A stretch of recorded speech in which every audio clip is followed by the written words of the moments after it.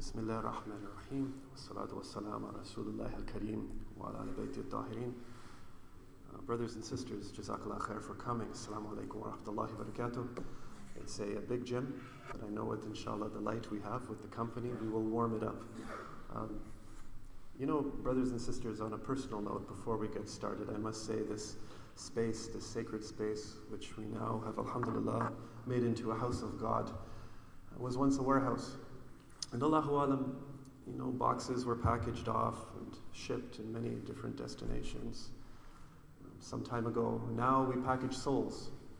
We move from Ramadan to Ramadan, from Mawlid to Mawlid, event to event, inshallah, and we have safety, we have light here, alhamdulillah. But I feel, my brothers and sisters, it behooves us to remember those masajid, our brothers and sisters in Quebec, in various parts of the US, who don't have security, who are struggling with Islamophobia. And I would ask, in the absence of one of our talented Hufaz, let us offer Fatiha on their behalf for all those who have suffered and struggled with Islamophobia and with hate, inshallah.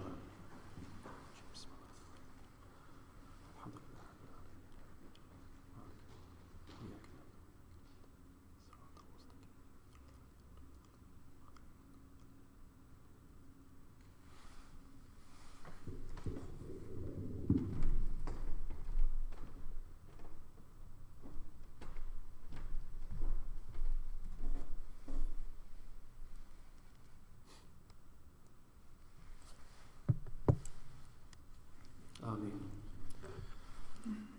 Jazakallah khair, everyone, for coming. Inshallah, we're going to switch the order of today's talk a little bit, inshallah, to make time for our second guest to arrive. We'll lead off with our very own Sister Kathy Bullock. She needs no introduction, but I will do my best, inshallah, to give you preamble on her context and perspective she brings. Sister Kathy Bullock is a lecturer in the Department of Political Science at the University of Toronto in Mississauga. Her teaching focus is political Islam from a global perspective. Her research focuses on Muslims living in Canada, their history, contemporary lived experiences, political and civic engagement, debates on the veil, and media representations of Islam and Muslims. And I must say, as a fellow political scientist, it's wonderful to see one of our sisters, very talented and educated, who wears the hijab, who struggles with it, actually talking about this topic.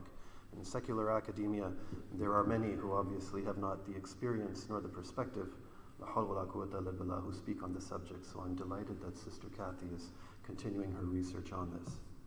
She was the editor of the American Journal of Islamic Social Sciences from 2003 to 2008, the vice president of the Association of Muslim Social Scientists in North America from 2006 to 2009. Her publications include Muslim Women Activists in North America, Speaking for Ourselves and Rethinking Muslim Women and the Veil, Challenging Historical and Modern Stereotypes, which has been translated, mashallah, into Arabic, French, and Turkish. She is the past president of the TESLET Institute, as many of you who have followed her career know, and she's now a research advisor. And the TESLET Institute, everyone, is a non-for-profit research institute. She is also involved with Compass Books, dedicated to publishing top-quality books about Islam and Muslims in English. And she is originally from Australia, mashallah. I did not know that, Sister Kathy, mashallah. Original from Australia. Hopefully she brings her warm weather with us to Canada for this winter. She lives in Oakville with her husband and children, and she reverted to Islam in 1994. Brothers and sisters, please give a warm welcome to our very own Sister Kathy Bullock.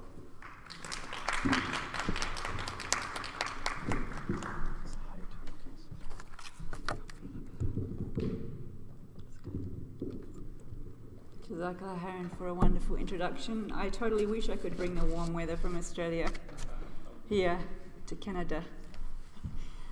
I'd like to begin with a land acknowledgement. We acknowledge that we are on the land which we gather is part of the treaty lands in the territory of the Mississaugas of the Credit, and we honour them as our ancestors as we move towards making Canada a place in which everyone feels included and can flourish. So I'm not having a lot to say today because the main event is Ryan and his presentation. We switched We switched places so that we could give our community, who's often operating on a different time schedule, to arrive and hopefully fill the seats. So I'm here to support Ryan and his initiative, the Push Back the Darkness initiative. I have been very impressed. We haven't worked together for very long, but when I was first introduced to him and I read his story and saw the little video that he's produced with his daughter visiting the Pickering Mosque, I've been really impressed by his sincerity and his integrity, and also to his openness for feedback. He initiated an idea which you'll find out about, and sometimes people have a sense of total ownership. They don't want any feedback, but he's been very open. He's let me make all kinds of suggestions, change this, change that, and I really appreciate, and I want to thank you for that before we move forward. So I'm just going to show you 3 reasons why I really think the Muslim community should rally 100% behind Ryan's initiative. I'm just going to mention 3 things. The first one is, and I'm going to try to give some statistics to support this, because I am in political science, and political science always says you have to be, statistics based, even though that's not necessarily my main area. First of all, Muslims. We need allies in the fight against anti-Muslim hatred. So that's the first thing that I'm going to develop. The second thing that I'm going to develop, that I believe hatred against Muslims is part of the broader pattern of hatred against other minorities in Canada, especially Indigenous peoples, Black Canadians and Jewish Canadians. So this leads me then, finally, I will be telling you, because of those 2 reasons, why we need to support Ryan's Push Back the Darkness campaign. So the first one, Muslims need allies in the fight against anti-Muslim hatred. The previous government cancelled the census, but the last, what they called the National Household Survey, was done in 2011. And Muslim population came in just over 1 million, and it's about 3% of Canada's population.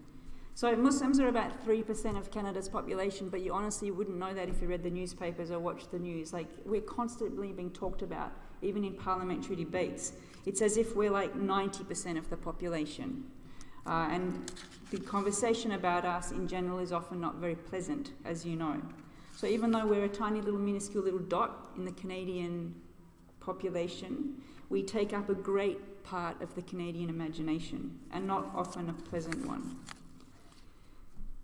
In 2017, so Stats Canada just released the 2017 hate crime figures, which shows that incidents against Muslims have more than doubled in 1 year from 2016 to 2017. Hate crimes targeting Muslims account for 17% of all incidents that were recorded by the police. And of course, we know that these recordings are usually just like the tip of the iceberg. Many people experience a hate crime or a hate incident, which are actually more common but not criminally, they can't be taken up by the police. People don't report. But of those that are reporting, 17%. Poll after poll that's done about Muslims in Canada show that there's a slim majority of Canadians, or a near majority, who are not comfortable with Islam as a religion in the Canadian public space, and the religious expression of Islam, especially the visible covering worn by women. But these polls that show near majorities not comfortable with religious Muslims also need to be put inside a wider context of how do Canadians feel about faith in general, many different kinds of faiths in society. And this might surprise people, but there was a poll done in 2017 by Angus Reid on faith and society, and they asked the question, do you think religion gives a mix of good to the society or bad to the society, or a mix of good and bad? And they didn't mean Islam, okay, they meant religions in general. Later on they asked specifics about the different religions, but here the question was just religion in general. And only 48%, I say only, less than a majority, but almost a majority, think religion is contributing a mix of good and bad. So the rest, so 38% see religion has a good contribution, and 14% has a bad contribution. So the middling is, it's a mixture of good and bad.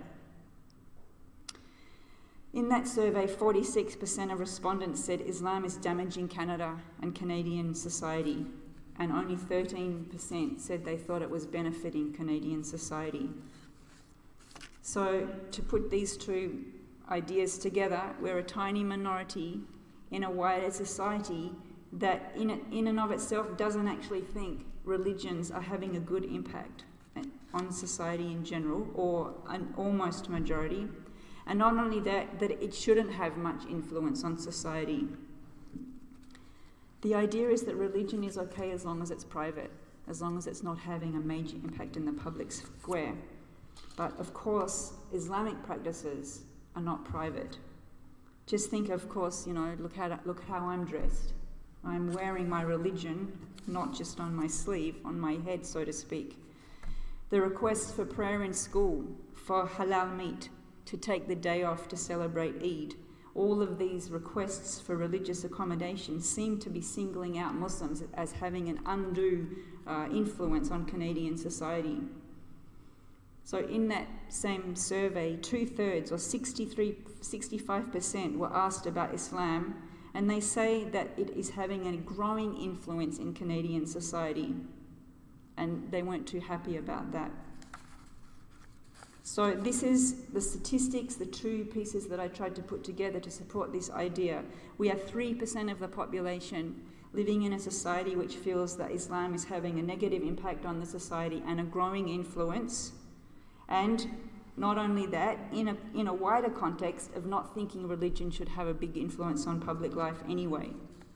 So if we're going to be overcoming this hurdle we face of the negative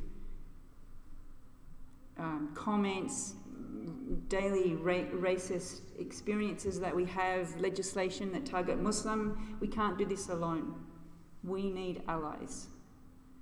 And Ryan and his Push Back the Darkness initiative is one of the best allies that we can have. So this is my first point. The second point is the idea that anti-Muslim hatred is part of a bigger picture of hatred towards marginalised communities in Canada, other minorities. In sociology, there's a theory called critical race theory. Critical race theory talks about what they call interlocking systems of oppression. So there's a system of oppression against race, a system of oppression against certain classes, and a system of oppression against gender. And these are not systems that take place in isolation from each other. They have overlap. So I think it's really important for Muslims not to get fixated on the idea of Canadian society against Muslims. Yes, there are segments of Canadian society against Muslims, but they're also, as the hate crime statistics show, against other minorities. So we can't do something like claim like an exclusive victim card. We are one element in a wider group of people. So if you have a look at that StatsCan survey that came out, it was just published recently, but it's from 2017 figures. Anti-Jewish hate crime rate is higher than anti-Muslim hate crime rate. Proportionally, Jews were the most targeted group captured in the data, 18%. Hate crimes against Catholics also rose. And I tried hard to find the actual percentage or the figures, but I wasn't able to through Google. Perhaps there are other ways. But then, so what this means is that there are Catholics, Jews and Muslims and then other religious groups who are suffering hate crimes. Hate crimes targeting black people accounted for 16% of all hate crimes in Canada, staying the most common type of race or ethnically related hate crime. A 2014 study showed that by every measurable indicator possible, income level, unemployment, incarceration rates, welfare rates, high school dropout, the Aboriginal population in Canada, our Indigenous peoples, are treated worse and live with lives that have more hardship than the African American population in the United States. So this is the second point that I wanted to mention, that we live in a society in which there are many different kinds of marginalised groups, and therefore we ought to come together to fight hatred and intolerance and exclusion in whatever way it manifests itself, whether it's against us or someone from a different community. So that leads me to my last point, part 3, why we should support Ryan's Pushback the Darkness campaign. The two parts that I just mentioned just now with all the statistics focuses us on the negatives, on the depressing, it can lead to despair. But as Muslims, we should always remain hopeful and not to fall into despair. We believe that everything that's happening in the world is according to the permission of Allah subhanahu wa ta'ala. And so he reminds us in the Quran in chapter 39 verse 53 where he says, "Say, O Muhammad, O my servants who have transgressed against their souls, despair not of the mercy of Allah, for Allah forgives all sins. He is oft forgiving, most merciful." So I don't want to give this idea of despair and doom and gloom. We have to remember to have hope and that Allah will come to the aid of people who stand up and fight for justice. And I want to remind us that after the Quebec mosque shooting, there were rallies and candlelight vigils all across Canada to condemn the act, including in Quebec. And it was really, really cold. I don't know if you remember. And there were hundreds of people, of Quebecers, out in the cold with their candles to condemn the act that had taken place in Canada, at the mosque in their city. At the ICC here, we had flowers, we had letters of condolence and offers of support from our non-Muslim neighbours. I mean, it was just truly beautiful and heartwarming to know that there were people out there who came out and made the effort to say, hey, we don't agree with what happened, we're really sorry what happened, and what we can do to help you through this. We should have hope in that, and hope in people like Ryan and his campaign. We should also have hope in these polls that I quoted earlier, which talk about the negative attitudes towards Muslims. When they do the figures based on age, we have hope. The under 35s have much less negative opinions toward Muslim than the over 55s. The more educated have a much higher more positive attitude towards Muslim than the less educated. So, for example, a 2017 poll by the ECOS Research Associates on Islamophobia found that 54% of Canadians under the age of 35 were quite comfortable with the idea of a Prime Minister who wears hijab. So this is like the highest office in Canada. And 54% of the young people were saying, we wouldn't mind if our Prime Minister wore hijab. Young Canadians were half as likely to be uncomfortable with a family member getting engaged to a Muslim than the average. So this gives us hope in the youth, in the next generation. And it means that we should sort of pour our efforts into helping young people get to know each other and build bridges with each other. So this is the second thing in which we can have hope. And I don't know if I'm guessing, but you're probably one of those young Canadians who would fit into this stat. Hope is an aspiration, but we must take concrete steps. I'm going to steal a bit of Ryan's thunder because I thought I was going to be speaking after him. But he has a concept which I think is a really beautiful way to imagine how we can do this. And that's the concept of the social infrastructure. We have a physical infrastructure where we pay attention to how the roads are there potholes, how are the street signs. And he says we need to pay attention to the social infrastructure with the same care. I'm really sorry that if I'm stealing one of your main points, but you were supposed to speak before me. So the social infrastructure is something that we can be part of. We can reach out to our neighbours, we can organise events, we can do things together to build that social infrastructure of a Canada that is open and inclusive for all kinds of communities within it. So I think that Ryan's Push Back the Darkness campaign is an inspired example of hope in the younger generation of Canada, and his call for solidarity against all forms of hatred should be supported by Muslims. The Quran teaches us to stand out for justice. In chapter 4, verse 135, O you who believe, stand out firmly for justice as witnesses to God, even against your own selves, or your parents or your kin, whether it be against rich or poor, for God can protect both. Follow not the lusts of your hearts, lest you swerve, and if you distort justice or decline to do justice, know that God is well acquainted with all that you do. So one of the unique aspects of the Pushback the Darkness campaign is a call for stories, for narrative, for people to write their own story. We know that Muslims are talked about a lot and marginalised communities get talked about a lot, but their voices are squeezed out of the national dialogue very, very often. So here's a chance. Ryan is creating a platform, an opportunity for people to tell their own stories, to make their own narratives. Where we can talk about what it means to be a Muslim in Canada. What kind of message do we want to send to the Canadian population, to the MPs in Parliament and to the wider society? Now, Muslims are often a little bit leery. They often don't want to get involved with narrative, with storytelling, because it's sort of like a lost art for Muslims. But we know that the Quran itself makes use of parable and stories as a way to make its messages easier to understand.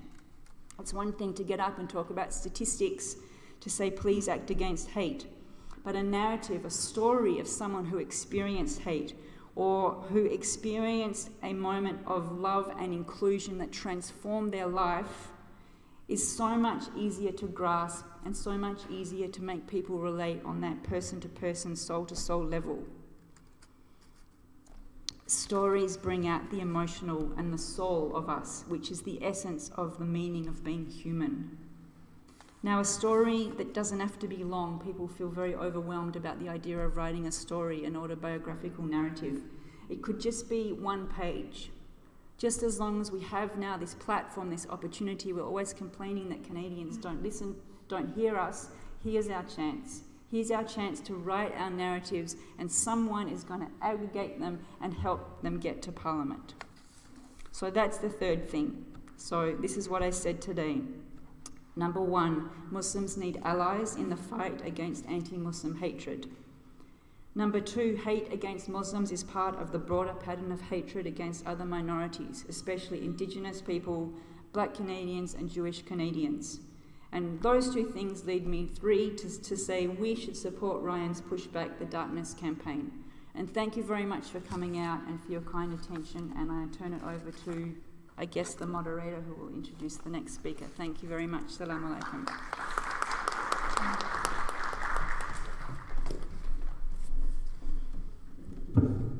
Jazakallah khair, Sister Kathy. That was amazing, Professor, mashallah. Reminded just of the narrations in the Quran and in the Hadith that in the final days your holding on to your faith will be like holding a hot stone.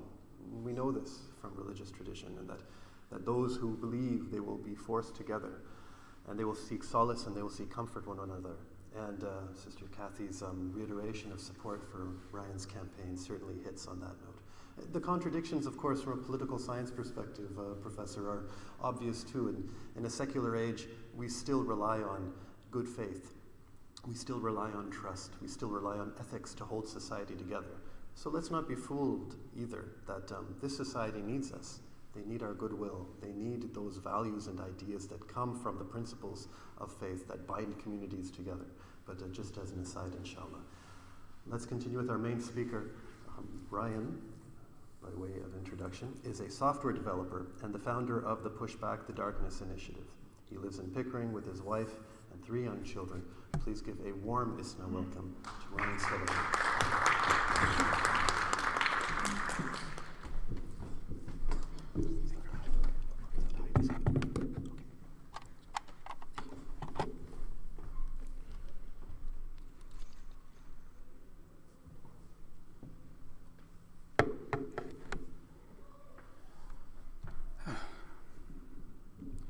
Thank you very much.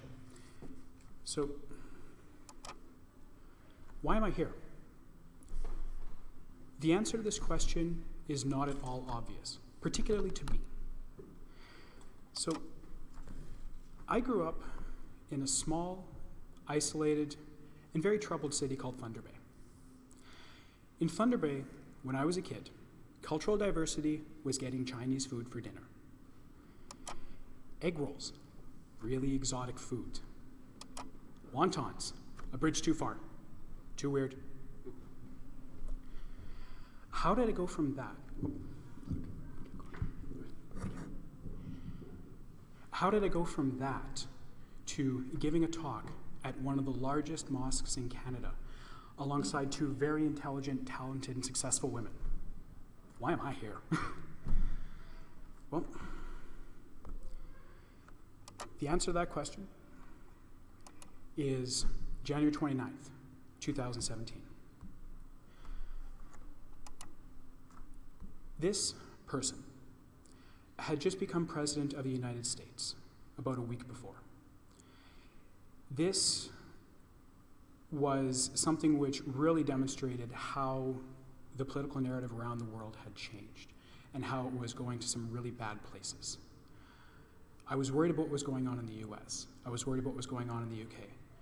But I thought, you know what? Here in Canada, things are pretty good. We don't have to worry that much. It'll be fine. I was complacent. And then the attack on the mosque in Quebec City happened. I was absolutely devastated. I could not believe that something like this could happen in Canada. This is the kind of thing that happens somewhere else. This isn't the kind of thing that happens in Canada. How could this happen?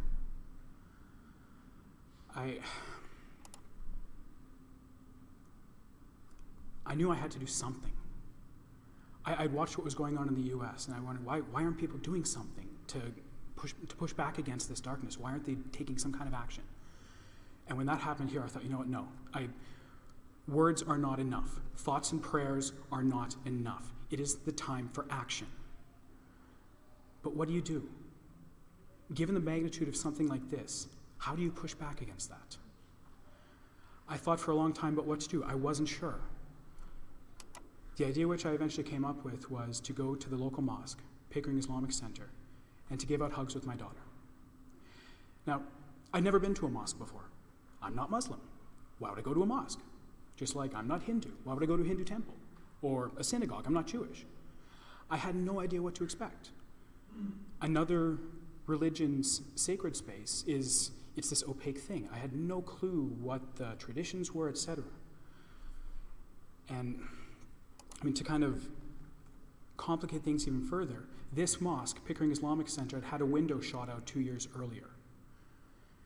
I was worried that going to that mosque the day after a stranger had walked into a mosque in Quebec City, that I might scare a lot of people. But I had to do something. I had to show some kind of support for my neighbors in the local community, for my Muslim neighbors. This was an attack that targeted Muslims, but it was an attack on all of Canada. And it was an attack on the shared, diverse, and welcoming idea which Canada represents. I had to do something to support my neighbors. So we went and we gave out hugs. We set up our cardboard sign. I went there with my daughter right after she got off the bus, about 3:30. We wrote free hugs on an old piece of IKEA cardboard, and we went over to the mosque. And we just started hugging everybody that came in the door. It was well over 100 people that day, and there were so many smiles and laughter, and we made so many friends. Some people had tears in their eyes. It was one of the most fantastic experiences of my life. We didn't actually originally intend to go inside. We had intended to stand outside because, again, I had never been in a mosque. I didn't know what the expectations were. I didn't know how any of it worked. But we were there about 30 seconds, and somebody poked the head of the door and said, no, come inside, it's a lot warmer in here. Which is absolutely true. It was January 30th, and it's quite windy where the mosque is. So they were very welcoming, very friendly, and they invited us inside. And that's been a trend. We have been so very warmly welcomed by the Pickering Islamic Center community. So we kept coming back at Eid al-Fitr and Eid al-Adha, and just giving out hugs, and giving out hugs, and giving out hugs. And we made some very good friends, like Shaheen and Omer, and their son Adam have become very good friends since we first started visiting. On the 1-year anniversary of the attack, I tried to come up with some kind of idea, something to do. And Omer was saying, well, rather than focusing on the negative aspects, rather than making it a vigil, why don't we focus on the positive? Why don't we focus on all the good things that happened as a result of this, the community support, exactly like what Kathy was talking about. all the support that came out, all the people that showed that they were there for their Muslim neighbors. And that was a fantastic idea, to focus on the positive. And that, combined with Martin Luther King Jr.'s quote, "Darkness cannot drive out darkness. Only light can do that. Hate cannot drive out hate. Only love can do that." That became the idea for the candles. And that became the fundamental idea for this initiative: push back the darkness. Because the idea is to push back the darkness of ignorance and hate with the light of knowledge and friendship. So what's going on with this initiative? So there are many events that are going to be happening on or around January 29th, which is one of the focal points. First, members of Parliament and senators are going to be making statements in the House of Commons and in the Senate about this. So my member of Parliament, Jennifer O'Connell of Pickering-Uxbridge, she's going to be making a statement in the House of Commons. Senator Salma Talajan will be making a statement in the Senate. That's not going to be on January 29th because the Senate's not starting for a few weeks afterwards now because they've delayed it. But she'll be making a statement as soon as it is back in session. There are going to be lapel pins sent out to all members of Parliament and all senators. 435 of them. I've printed and made them myself. There's a lot of these things. And this is what they look like. So all members of Parliament and all senators will have a lapel pin just like this that they'll be wearing to the House of Commons and to the Senate. There's going to be a vigil centered around the Centennial Flame on Parliament Hill on January 29th. We're also planning to make January 29th at 8 p.m. a day to push back the darkness. We're asking everybody to put a candle or a light in their window. Not a candle, please don't set your curtains on fire. That's a really bad idea. Something that's not flame, a light. You place a light in your window. And this is the time and date of the Quebec City attack. And this is a symbol that will allow all of us to show our commitment to push back the darkness of ignorance with the light of knowledge in a very tangible, concrete way.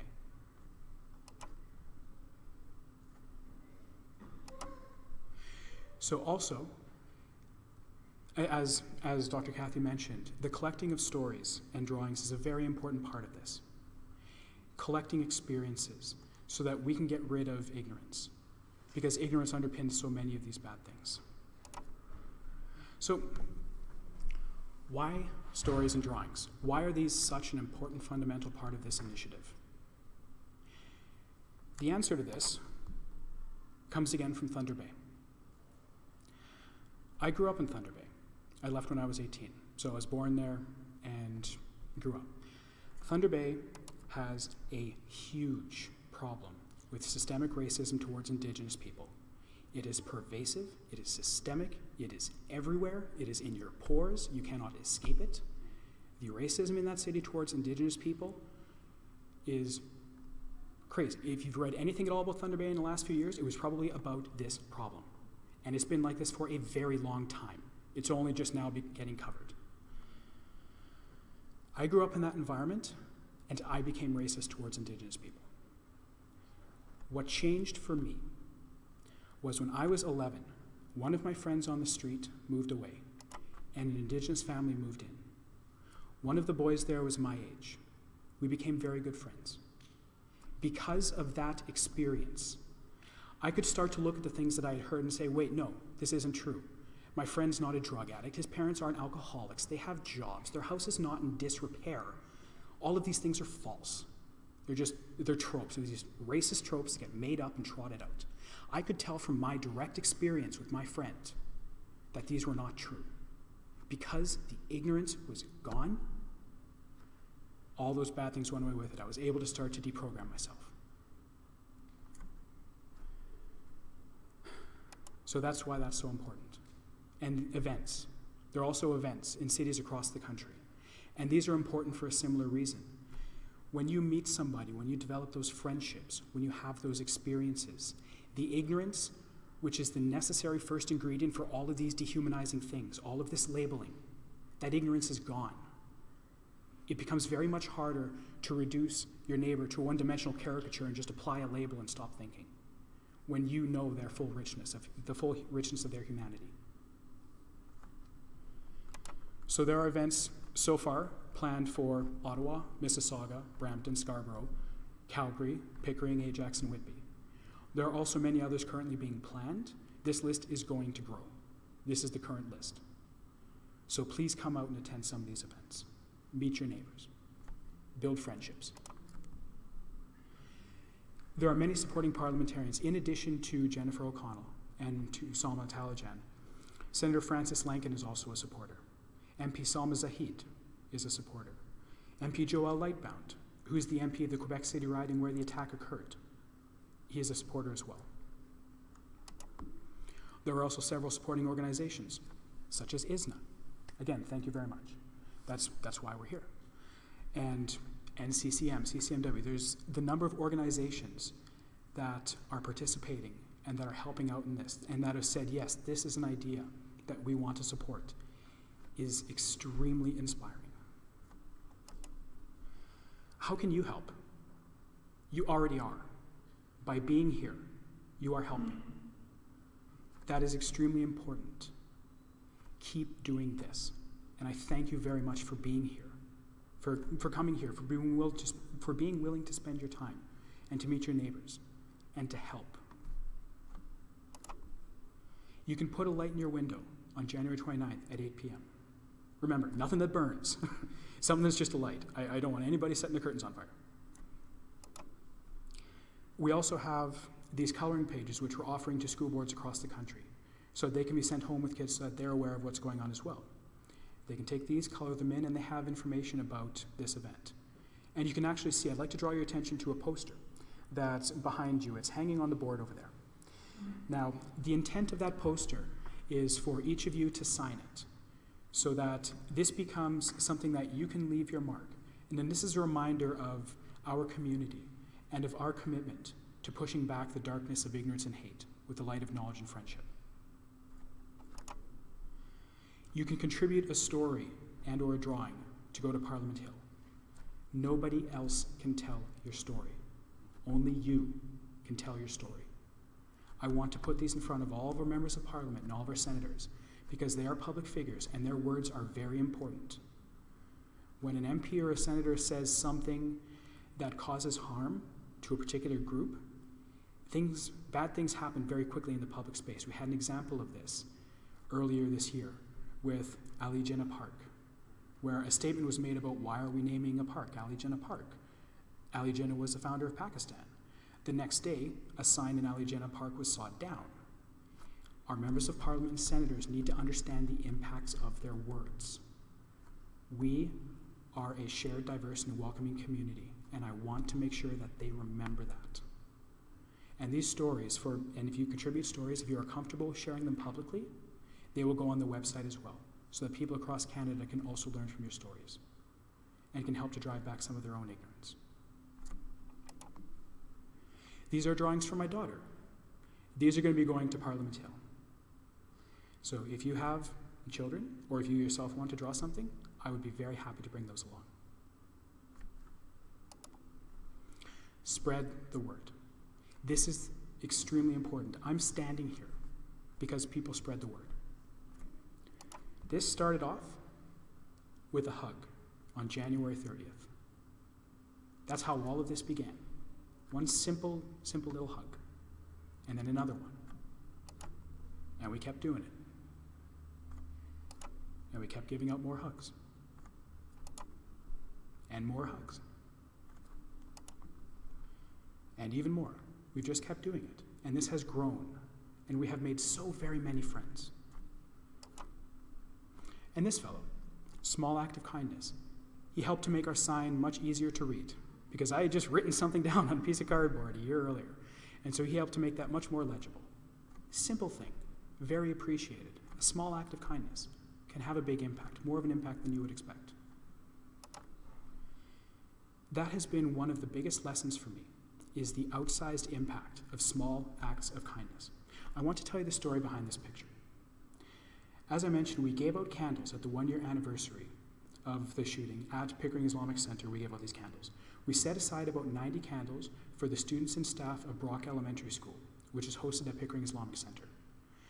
Sister Razia Habibi, who is the principal, that's the lady in the picture, she had an assembly with the school where Elizabeth and I were there. And by way of introduction, she said, "How many of you know who Elizabeth is?" 1/3 of the kids raised their hands. And she asked them, "How do you know Elizabeth?" And all together they shouted out, "Hugs!" The reason that was so amazing was that when we first started giving out hugs, it was January 30th. At that time of year, prayers were early enough in the day that we were there, because we would show up around prayer time. Prayers were early enough in the day that these kids would be getting out from school and getting picked up at that time. As the days got longer, after that first week, prayer time was much farther out.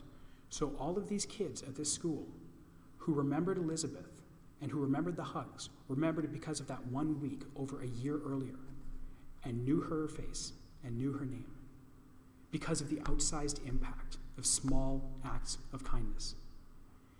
It might seem futile. It might seem, how could this possibly make a difference? I'm standing here because this makes a big difference. And this is going back to what Dr. Kathy was mentioning, the idea of infrastructure. Our communities are built up of physical infrastructure, roads, streets, buildings, all these kinds of things. These are the physical structures of our community. We are standing inside of one of those structures. Our communities also have social infrastructure. This social infrastructure is made up of the relationships that we have with one another. And just as buildings don't build themselves, and streetlights do not just magically sprout up out of the ground, our social infrastructure also requires deliberate action. We need to make sure to make an effort to make friends with our neighbors, to understand them, to help them, because that builds the social infrastructure of our communities. This is very important. I want to make sure that Canada remains a shared, diverse, and welcoming community. And all of us together, we are helping to do that. There's one final thing that I want to discuss. There have been many times over the last couple of years when we've been going and giving out hugs, I've mentioned to people, hey, you should come and join us. It turns out that giving hugs to hundreds of strangers isn't for everybody. Who knew? So we've gone there with my daughter many times. And sometimes I've felt very alone, like I'm the only one that cares. And I've heard this from a few other people over the last few months, that they felt quite alone as well. I will tell you, what I've discovered is that we are absolutely not alone, not by any stretch of the imagination. When this initiative got started in mid-August, when Jennifer O'Connell said, yes, I'm going to make a statement in the House of Commons, and I started contacting everybody I knew. Everybody I knew was 20 people at Pickering Islamic Center. That was everybody I knew. I'm a software developer. I code for a living. I hide behind a monitor. I've never done anything even remotely close to this before. So I started talking to people at Pickering Islamic Center, and they got me in contact with people. And those people got me in contact with people. And the word spread, and things grew. And the appetite and the desire out there from so very many people to make sure that all of our neighbors are welcome, to push back the darkness of ignorance and hate with the light of knowledge and friendship. There are so many people out there. You are not alone. There are so many people that want to work together on this. We can do this. Thank you very much.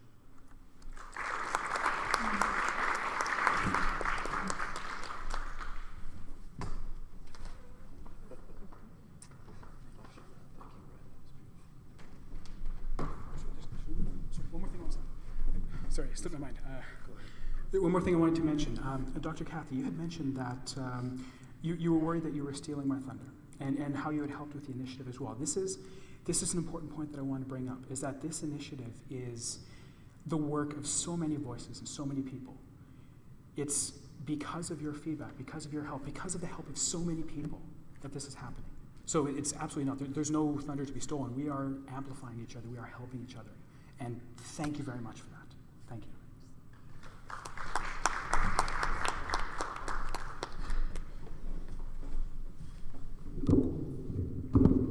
I would encourage everyone to give Ryan a hug before he leaves tonight. He's a very good hugger, alhamdulillah. Brothers only, of course. This is a masjid.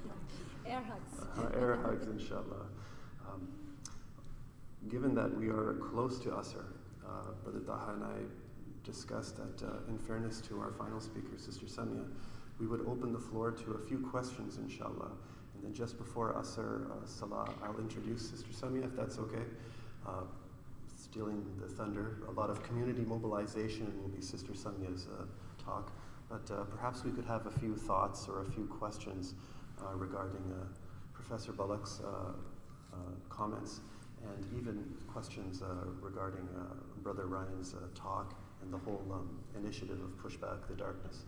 Before we get started, Brother Ryan, if you don't mind me calling you as such, Dr. Ghani, who's here, usually invites a very talented artist, Brother Dowd Hornsby, lives just around the corner of us from Guelph, and he has been part of a multi-faith jam session called Abraham Jam. I don't know if you've heard of them. It's an Israeli, a Jew, and a Christian, basically. An Israeli, a Muslim, and a Christian who share the floor, and they do an incredible job of drumming. They have one song that's called Taste the Light, Just One Candle. And the song, one of the lyrics in the song which really struck me is, all the darkness in the world can't extinguish the light of just one candle.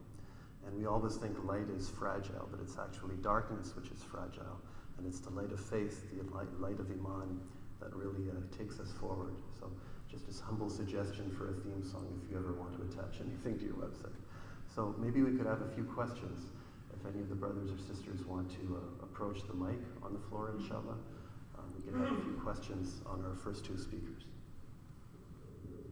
Because we're going to pray and then come back.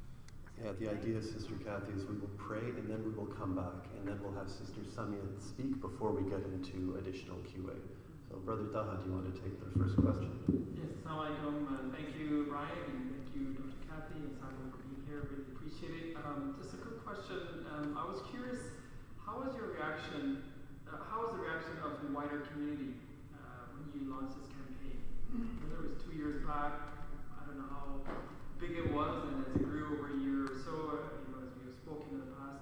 So I was just curious, what kind of response you got from the wider community? Was it a big deal, or people didn't care, and so on? So maybe the little selected prayer as I finish, and then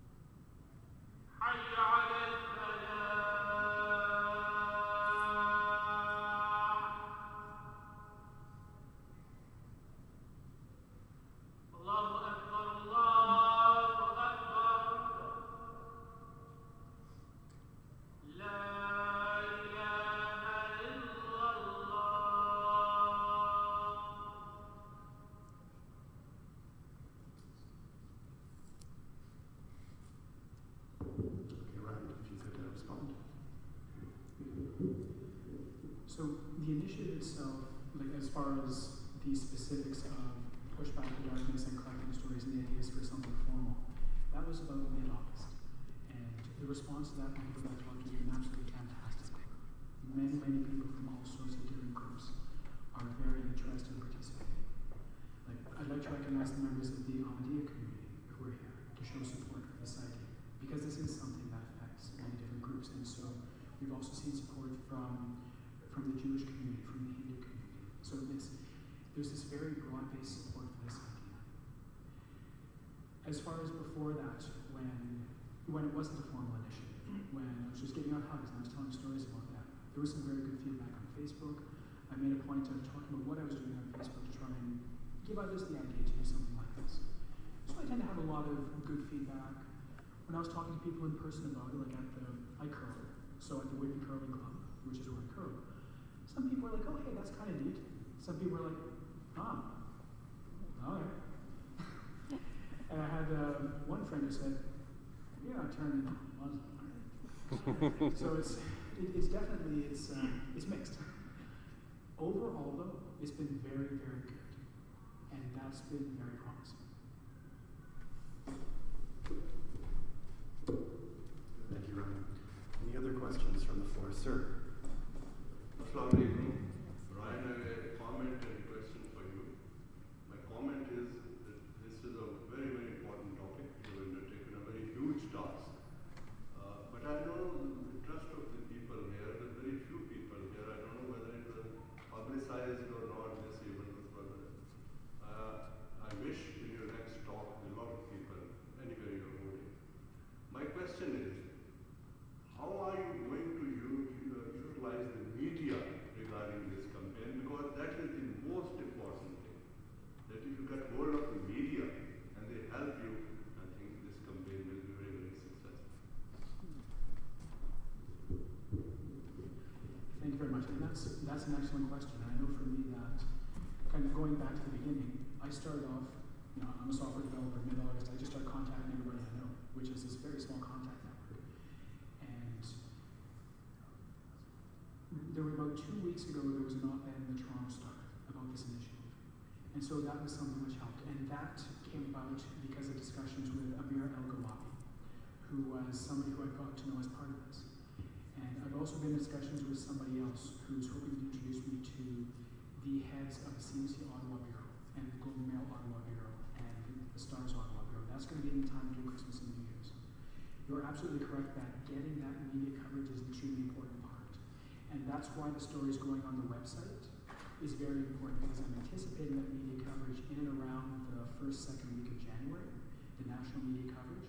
And I want the stories to be there so that then these articles can point at those stories. And that's how the Canadian public can discover those.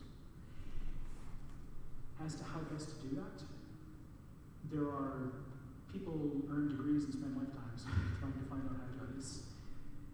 It's not easy. If you have any ideas, if anybody has any ideas for how best to accomplish that, that would be fantastic. Again, this is everything that's happened so far has been connections and word of mouth. This is a challenge, and it's how best to do that. So far, the spreading of the word and how many people have been wanting to participate in this has been very encouraging. And that has carried it to this point. And hopefully it carries it further. I'm seeing a snowball effect with how many people are now getting involved in this. And like that op-ed, so many people started contacting me after that. And it continues to grow. And that's fantastic to see. So, just got to keep open.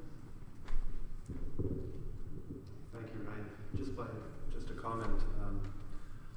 These Sunday seminars are advertised and are publicized widely on the web. I had a question for Professor Bullock on the constraints to why there isn't more community mobilization. Maybe we can tackle that in the Q&A after. But we are doing our best. And Brother Daha reminds me that this is being live streamed as well. And I hope, inshallah, that we do have more follow-up on this very important topic. We have about 4 minutes before Jamaat. I'd like to take one question from the brother here who's been waiting patiently. Bismillah, brother. Assalamu alaikum. My name is Ashraf Khan. Thank you for the beautiful talk. Please excuse me for asking this question, but I'm intrigued about today we spoke about the hate crime and violence, and mostly the focus was on the religious groups or the people immigrating to Canada or the Aboriginal people. As a Muslim or from any religion, I don't know how do we support the gay and lesbian people if they are subjected to hate crime or violence, which is again a very rampant issue in our society. It's just, I'm confused. So I want to know if at all we can support them or not, and if yes, to what extent? Because they have been subject to violence and hate crime. And I would like you to please put show some light on this. Thank you, brother. That's a question that's circulated among the community broadly. I think it was an open comment more than a directed question. Ryan, did you want to take a stab at it before maybe we give it to Professor Bullock? Or? If somebody else has No, I think it was directed to Ryan. Okay, excellent. Ryan, maybe you can start on it. And that's a good question as well. There are many types of hate and many types of ignorance. And I feel like, and this might be my naivete, I feel like the same basic approach works. If we know the experiences of the members of our community who have these experiences, I mean, I know for me that, thinking back to that specific issue, some of the things that I heard when I was a kid growing up in Thunder Bay, some of the ideas, and yeah, no, it's a problem. And how to spread the word about that and to understand the experiences and what it means. Like, for instance, if you are uncertain of your own identity and what you believe in, and if you have these struggles within yourself and then are forced to deal with these struggles in a public way as well, I mean, I can imagine that would be very difficult, but I don't have that experience. So understanding the difficulty of that experience by the telling of stories, by the making of friendships, I think is very important. So it's not just confined to race, it's not just confined to religion.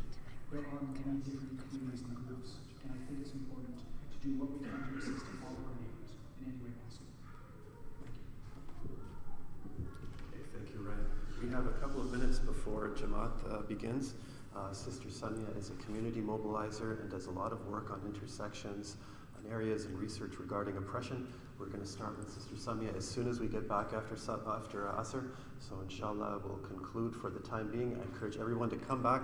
Hopefully we have more numbers after, and we'll reconvene after Asr, inshallah. Assalamu alaikum.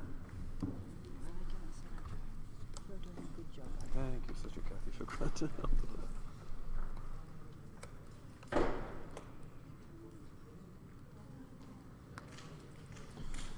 Sister Samia, I didn't want to see you see it, otherwise you would have been up against Yvonne and then finished. And we have the question and answer period after.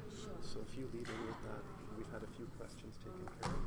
Frees up a little more time, and then inshallah we can keep going. Alhamdulillah, sister. This is Mr. Sharaf Ali Sharaf, who is the Executive Director of the Muslim Association.